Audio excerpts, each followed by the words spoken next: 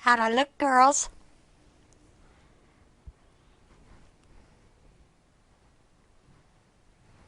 There. Perfect. Hi, it's me, Jane, with Scraptastic Yarns podcast. Have to get the pretties on so the girls will be happy. Because they don't like me talking without lipstick. So, do you think this is slutty red enough?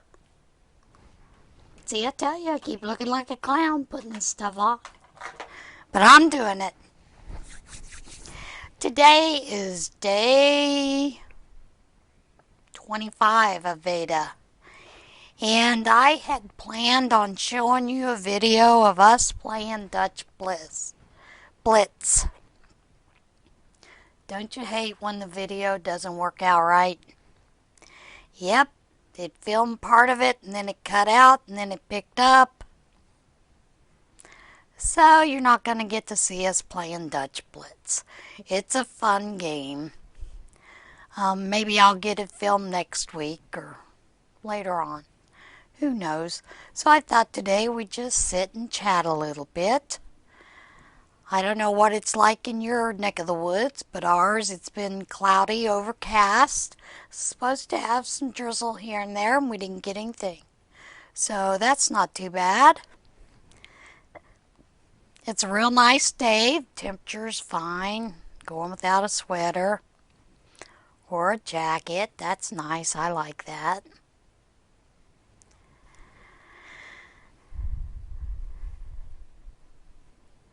I'm working on some more baby hats.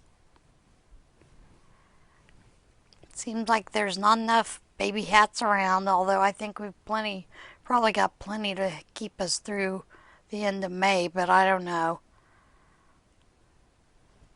Need to find out for sure if we need to add any more. We've added 62 one time, another 62. And I believe there are 75 over here waiting to be transferred up. But, gotta count them. Kind of behind on those kind of things. I'm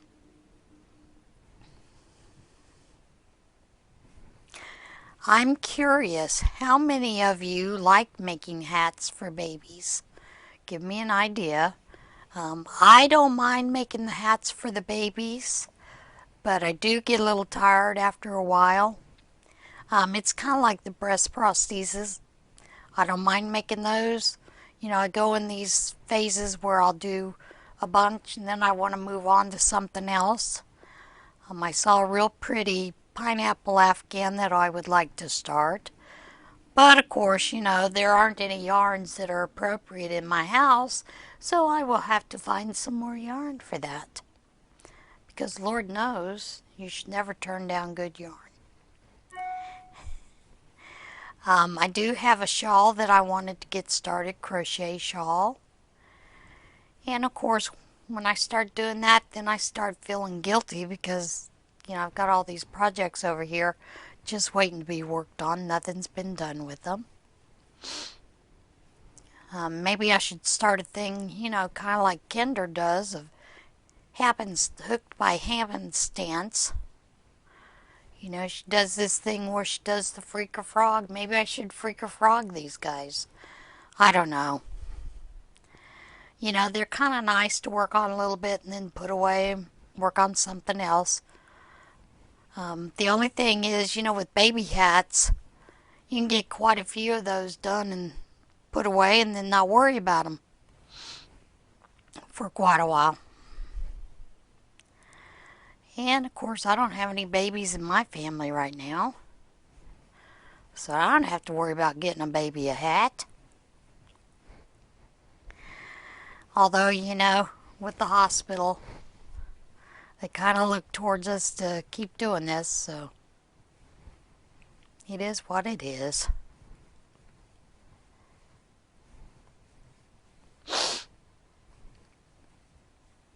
The allergies are still pestering me to death.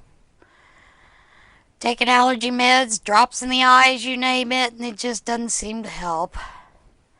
I have tried some of the allergy eye drops before. Physician told me that might be a good idea to try that. And they just burn my eyes. I can't stand it. And then it hurts so much, because of the stinging. So I guess I'm just going to have to put up with the pollen.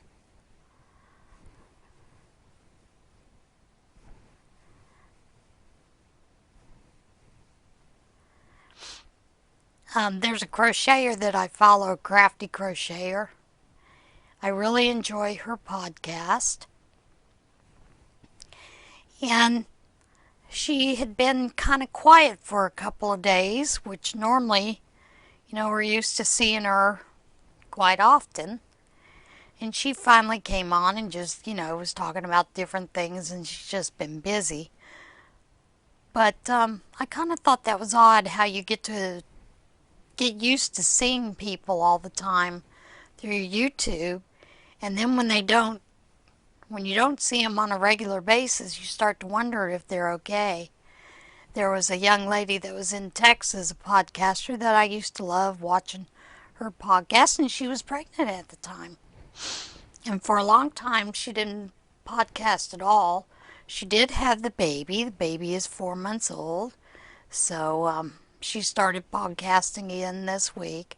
So I was real thrilled to see that. Did find a couple of new podcasts. One is called Rabe Creations, and she's out of, I think it's Calgary, Canada. I might be wrong about that. But she does this real nice, she has a very nice soothing voice when you're listening to her. She is also a bookseller by trade, and she does give some book recommendations. And of course, this week's was one of Neil Gaiman's book, and I kind of like him. It's a book that's been on my list to buy. Haven't purchased it yet, so now I'm beginning to think she kind of gave the synopsis of it. So I thought, it does sound good. This is the first time I've ever heard anyone talk about the book itself. I do know that Neil Gaiman has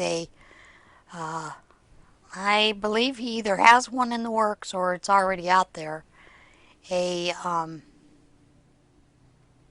series made of American gods. And I just think it's interesting. I like reading about mythology and those kind of things, and fantasy books, along with crochet books. I do have a book that's on my list. It's the complete crochet course. But it's still a little pricey, so I'm going to wait a little bit and save up a little money, work on it. Do a couple more commissions so that I can afford it and not feel too guilty about buying, a $30 book, even though it would be a book that is a reference book, like, top-down sweaters, crochet and knit. I believe those are definitely reference books to be looked at and used. And I'm pretty sure this one would be a reference book. I have taken one of the courses on Craftsy with Shannon, I want to say Bowlesby, but I'm not positive if that's his last name or not. And he is one of the persons who has written this book, the complete crochet course. So, it might be interesting to look into it. None of the bookstores around here I have seen carry it. I would like to see it, before I purchase it. But I don't think that's going to be something I'm going to get to do.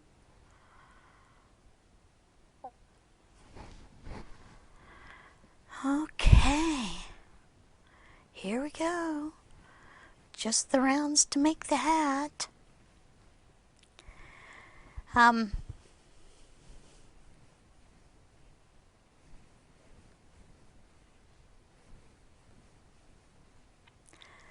like I said, there hadn't been a whole lot going on here. You know, today was my day to go to the fire hall, do exercise at the fire hall, and then I leave and go do laundry at the laundromat. And then, of course, I come back to the fire hall, and then we supposed to be knitting and crocheting, but we did a little bit of that. And then we turned around and started playing the Dutch Blitz. Dutch Blitz is a card game. I will explain it a little bit. These cards have different farm implements on them, different colors, like you may have a green water pump or a blue water pump, red wagon, yellow wagon, those kind of things. And the whole idea is you lay 3 cards out face up.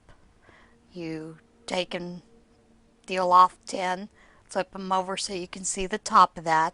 And the idea is for people to throw out ones, and the cards are in different colors, like green, red, yellow, and blue. You start with number 1, and like if the person across from you has a 2 and someone else has a 2, whoever gets their 2 on top of that one first gets to keep it there. And you want to take that pile that you've made of 10 cards off to the side.